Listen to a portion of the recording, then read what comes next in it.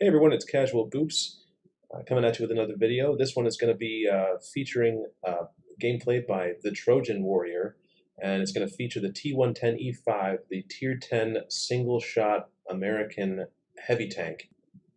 Also, I wanted to talk about the thing with the T110E5.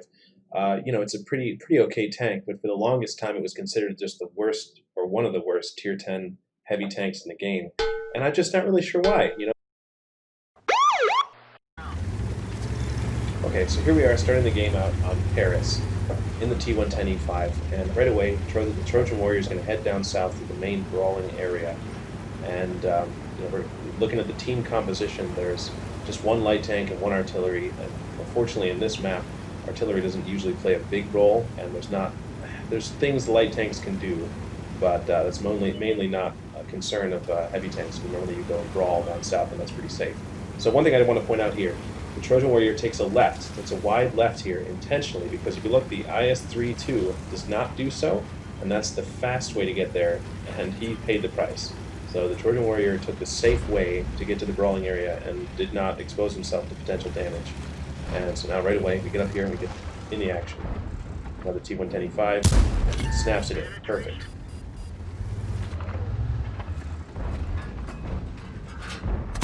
Whew! Man, what a shot.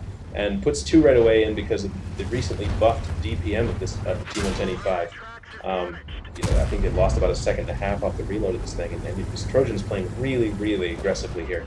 I don't normally go up this far, this fast, but he's a tier 10, and it's kind of your responsibility to carry in situations like this. And he's looking for the shot, and the T110E5 is actually side-scraping really well on the enemy team. So you can't really find anything, but we got to be patient.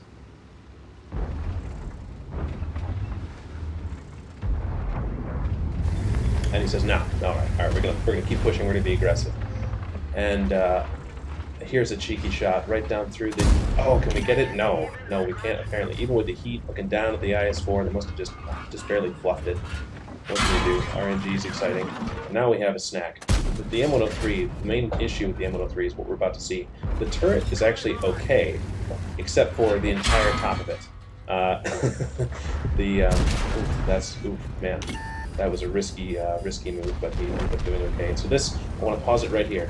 What the Trojan Warrior is doing right now is he's side-scraping off the left corner. But if you look at what the enemy sees, you can see that it's a little bit hard to tell with this building in the way, but the enemy can see the cupola on the top of this tank when you side-scrape off the left. So, continue the replay here. It obviously bounces one. It just kind of fluffs the shot into the M103. That, like I said, the mantlet is still pretty okay, but here we go. Gets tagged in the cupola because he's side-scraping off the wrong side, and then sneak one in for free on the roof of the M103 because you can. The roof of the M103 you can overmatch with any gun that's of any decent size. And here's a Tiger just learning what the game is, and never mind, no more Tiger. So so far, wow, he had a good time. So now we're in a much better position because the cupola is actually hidden by the cover that you're side scraping behind, and you can see Trojan's moving his gun up in the air in between his shots, and that's a really good way to obscure the weak spots of your turret. If you have a weak turret, like if that M103 would have been doing that, he might have had a better time. But alas, here we go. We're about to see a lot more of that here. I'll show you how it's done. And that's a 268. That's not something you really want to sit out in front of. And luckily, he didn't take a hit from it because this hit really hard. And that pesky T44, he's been playing really well this entire game. Has already shot at the Trojan once or twice. I can't believe that went in. It must have been the front hull. It looked like it was the side, but Trojan Warrior was shooting a heat round and it went in the side. So I would have thought it would have gotten absorbed by the tracks. But oh well. And okay, so he fluffs the shot. He knows he doesn't have time to aim because everyone's, both of these guys are training their guns in. So he fluffs the shot just to get something out there and hope, and then picks the gun up in the air to block them from hitting his cupola. And here he is again. He's backing into cover and wiggling around and putting the gun in between the enemy and the weak spot. And that's the key to playing this tank effectively. I haven't really figured out how to do that very well, or at least as well as Trojan. So my success in this tank is not nearly as good, personally, but here we go. This E5 is currently not aware the Trojan's here, and he's out of the race. Okay. So now we're going to move up, and there's an IS-4 staring at us. Perfect. Okay, so then Trojan snaps a shot off because you don't want to just sit there. If it's worth taking a hit, you want to just you don't want to risk any hit points that you can avoid. And then this IS-4 is just getting really unlucky, I guess, but keeps shooting the Trojan in the track, but he's already behind cover, so we'll just keep walking down. Look for the green pen marker. That one was looking pretty okay, but must have just gotten unlucky. And he's not really taking any evasive maneuvers, though, so anyways, we'll just go ahead and there it is. There's the shot. Looks good. And it'd be nice if some of these other, some of his teammates could land a shot, but oh well, more damage for Trojan.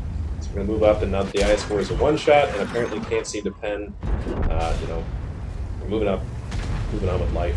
And T-44 knows it's time to run away, and this is great. The 268, he's flattened out. As he was trying to get in position, he turned his, flattened out his frontal armor for Trojan. Now here it is. Oh, it could have had a shot on the side armor, or the frontal armor there, but chose instead to hit the cupola. That was a good shot also. And there's a bit of weak armor on the front of the 703 and the top just above the guns. And he had it for a second, but ended up just trying to go for it. You miss 100% of the shots you don't take, right? And some of these are just, wow, I can't believe that was what a snapshot, right? There's that pesky T-44 that somehow just gets super lucky again and manages to not take any damage from that shot. Just hit him in the tracks. And at this point, it's just all cleanup. I mean, clicker's going to click, but the game is pretty much won at this point, and it's just damage farming. And so Trojans managed at this game. It's a pretty fast game. He's managed to rack up 7,000 damage, counting 7,400 damage and 4 kills at this point. And at this point, this is why the turbos matters, because it's cleanup time. It's who can get there the fastest, and because Trojan can go 40, he's obviously that's unfortunate. But if not for the turbo, he wouldn't have even been in a position to make that shot at all. So this is why the turbo is, I think, a really good addition for the E5, and that's the game. Yeah, if you guys have a game that you did really well with that you'd like me to feature, go ahead and send it to me. Or if you have a game that you'd like some critique, or wondering how you can maybe do better, maybe I could offer some insight. Go ahead and send me your stuff, and I'd love to look it over, and maybe I'll feature it. Okay, thanks.